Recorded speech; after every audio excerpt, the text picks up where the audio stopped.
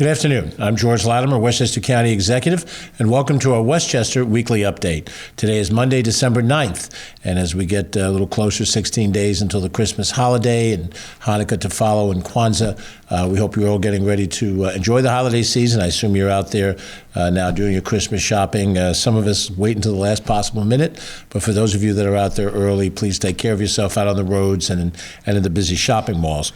We always have some end-of-the-year activities to cover, so in a second we'll talk about our 2025 budget. I'll be joined by Deputy County Executive Ken Jenkins. We have our municipal partner visitor this week is the mayor of the village of Dobbs Ferry, Vincent Rosillo. We'll also give an update on our program to collect gifts to give to needy children, and also our parks efforts that happen each week. We still have many activities in our parks this time of the year. And then I'll cover an announcement that was made earlier today in the Bronx by Governor Kathy Hochul regarding rebates that are planning to come. That's welcome news for those of us that are struggling with the cost of everyday living. Let me begin first with the news that just a few hours ago, the Westchester County Board of Legislators adopted by an overwhelming vote, 15-2, the proposed 2025 Westchester County budget. That means the budget is on time. We expect to be signing it into law in the next day or two. We'll have an announcement and a presentation for that formally. The budget is a $2.5 billion budget that prioritizes the critical services for Westchester County. We have a host of different departments. If you've watched these updates weekly over the last number of years, you've seen our Department of Public Safety, Department of Emergency Services, Department of Health, Department of Community Mental Health, Environmental Facilities, our Parks, Recreation, and Conservation Department, a host of offices, and so forth that really represent the guts of county government. Some of the services of county government aren't as visible as others. Every week we talk about the parks programs because that's very visible to people.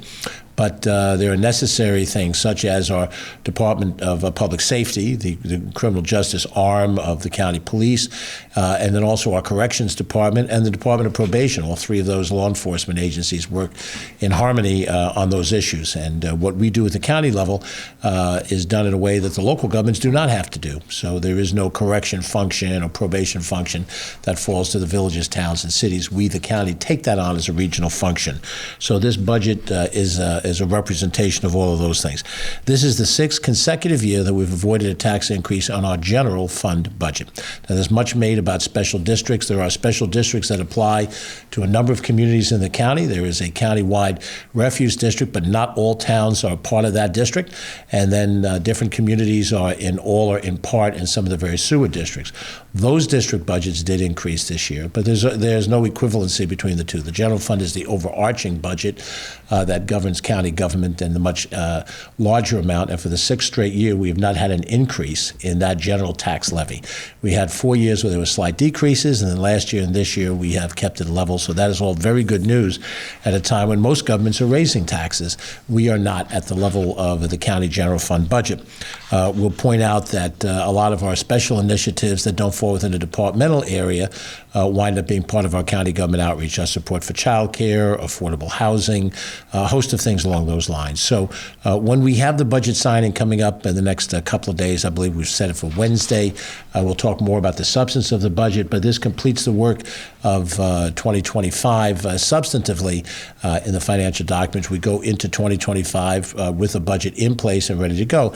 And most towns, villages, and cities have calendar year fiscal years, probably not villages, towns and cities. Most cities have calendar year fiscal years. The villages and school boards operate on a mid-year cycle. Two of our cities, White Plains and Yonkers, also operate on a mid-year fiscal year.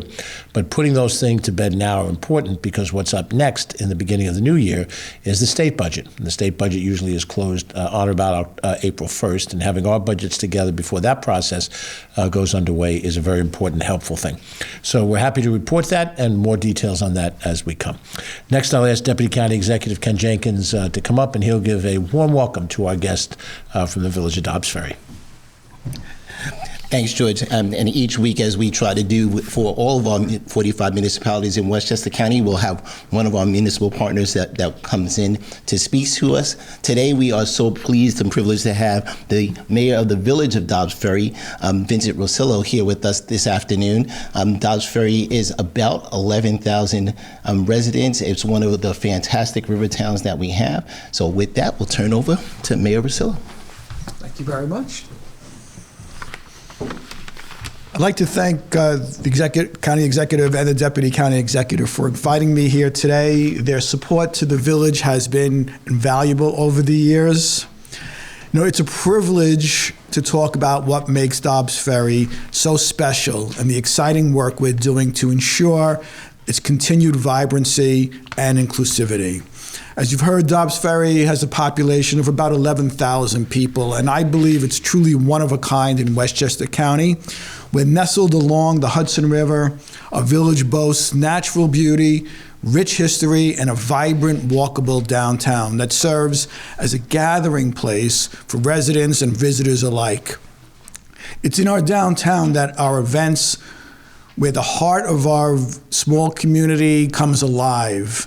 And this past Saturday was a perfect example of that spirit. We held our annual tree lighting, which is a cherished tradition that brings neighbors together to celebrate the season. This year, the event was made even more special with our second annual light parade. Trucks and vehicles decked out in dazzling lights from our own Department of Public Works, Parks and Rec, and our fire department, along with our neighboring communities of Hastings, Ardsley, Ossining, and even the Fairview Fire Departments all joined in the festivities. It was a sight to behold and a beautiful reminder of the camaraderie that exists not only within Dobbs Ferry, but also in our surrounding villages. Adding to the day, our library held its annual book and sales craft sale, which also brought people downtown looking for books and locally crafted gifts. This holiday season, we're also taking concrete steps to support our local businesses. Throughout December, parking fees in our main downtown lot have been waived, which makes shopping and dining locally more convenient. And on December 14th, we will be having our Dobbs Merry Market, which is an event in the downtown which will offer a wonderful opportunity to find unique gifts, delicious meals and treats, and to connect with friends and neighbors. And on December 15th, we hold our annual Holiday Hustle charity run, which attracts thousands of runners from throughout the metropolitan area and combines fun, fitness, and giving back, which is a hallmark of Dobbs Ferry. During the holiday season, our Parks and Rec department offers a wide range of events during the holiday season, such as Letters to Santa, Breakfast with the Grinch, and movie nights. We will also be having our annual menorah lighting on the first night of Hanukkah downtown. Events like these foster the tight-knit, welcoming atmosphere that makes Dobbs Ferry feel like home.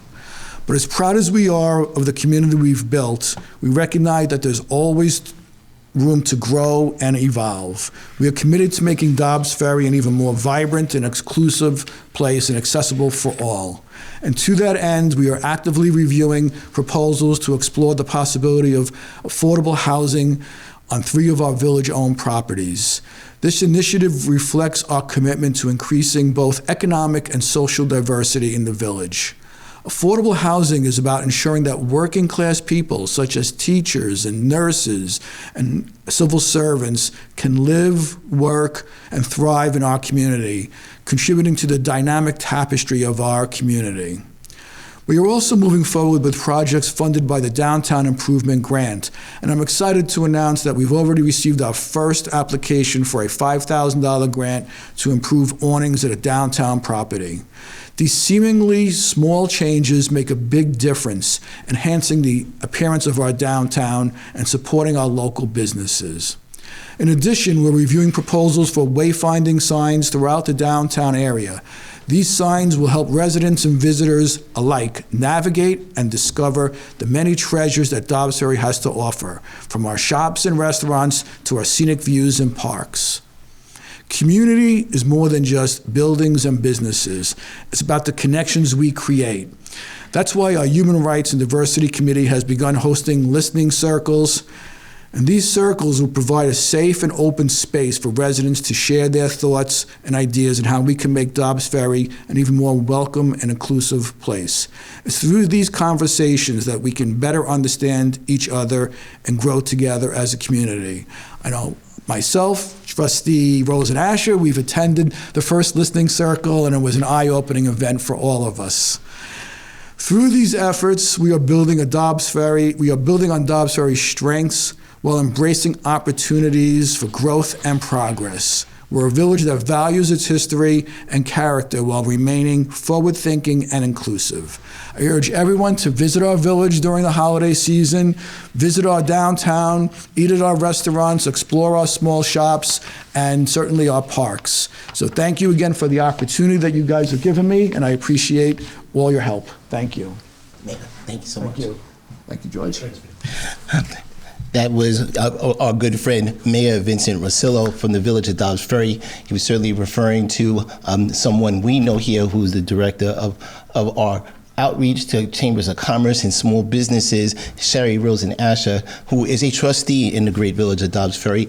We continue to do that particular work with all of those, our friends on the river towns that have the unique main streets to be able to walk and take advantage of. And in addition, for our river towns, especially in Dobbs Ferry, we have some really outstanding restaurants.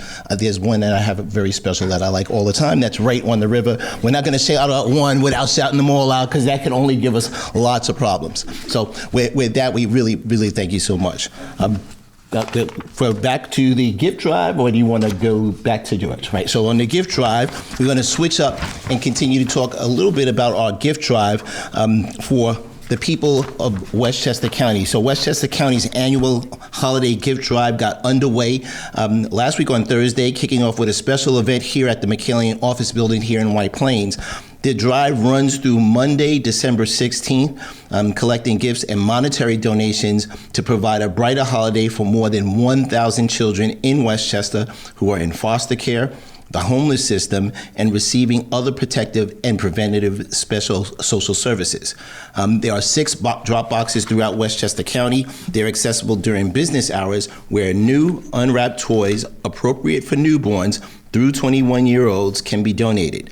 Please, no stuffed animals or violent toys. So whether it's Christmas, Hanukkah, Kwanzaa, or another celebration, every young person, every child, every kid in Westchester deserves to feel the excitement and love during this holiday season. It's especially important for kids who find themselves in tough family and financial circumstances. The holiday gift drive is an opportunity to step up to the plate and deliver these joys to young people. So please join us in making sure that the most vulnerable kids in our county get the holiday that every one of them deserves. Back to you, George. Thank you very much, Ken. Earlier today, I had the opportunity to be with Governor Kathy Hochul and some other prominent officials in Co-op City for an announcement of a proposal that the governor has made. I want to share it with you. It'll probably be on the evening news tonight, and it'll be before the New York State Legislature as part of her budget when she proposes that in January for 2025-26. And that proposal is a first ever sales tax rebate, which will go to residents in New York State, $3 billion worth of direct payments, which will go to about 8.6 million New York taxpayers. And this is designed to help those individuals deal with the rising cost of prices of consumer goods and other types of expenses in our lives. We're seeing the inflationary impact, and this is an effort to send payment checks of $300 or $500 to all individuals that qualify for this. For single taxpayers who make up to $150,000 a year, they would receive a payment of $300, one-time payment, and for those taxpayers, joint filing taxpayers up to $300,000, they would have a payment of $500 a year. There's estimated to be 3.6 million recipients in the city of New York and nearly 1 million residents here in the Hudson Valley that would benefit from this program. This proposed rebate is based on the additional sales tax revenue that has been generated because of the increase in prices. The inflated prices of all of our goods have generated a higher amount of sales tax revenue, and what the governor has posited is that some of that money should be going back to the individuals rather than spent on other projects. So we think that this is a very wise idea. certainly we were all frustrated by what we see in the rising prices of everyday living. And one of the important ways to push back against this inflation is this effort to provide some direct financial assistance. We do it by keeping our property taxes low for the 6th straight year. That is a benefit for those who are homeowners. Back in the summer, we had free buses, and we think that's helpful for the people who may not pay taxes and own property, but use the public bus system. And other programs and incentives are important as well. New Yorkers who filed tax returns will be eligible for the rebate.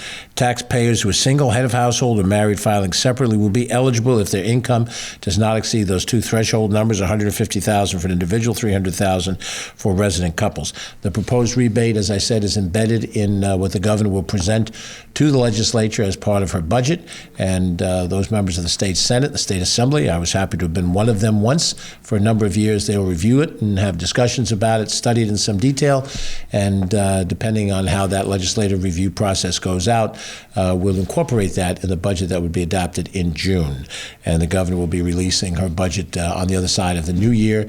And we in county government, at least county government as of today, care very deeply what the state does, because we are an arm of the state government in many ways, and we rely on the state government both for direction and policy, and then also in terms of funding responsibility. So that is a very a good piece of news, and I want to share that with you. You'll learn more about it in the weeks to come.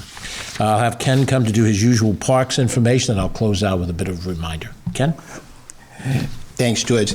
And certainly in our nationally accredited award-winning park system, where we were up at Lasden and saw the award being recognized, we have several events that continue to happen throughout the PRC system. So Wednesday, December 11th, with a day game, the Westchester Knicks are playing at the College Park Skyhawks on Wednesday, December 11th. It looks like from 11 to 1 p.m.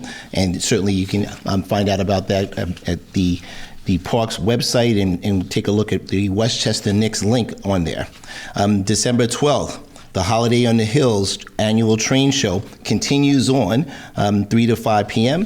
We got the privilege to see the county executive kick off the train scenario up at Lasden Park at the Holiday on the Hill annual train show.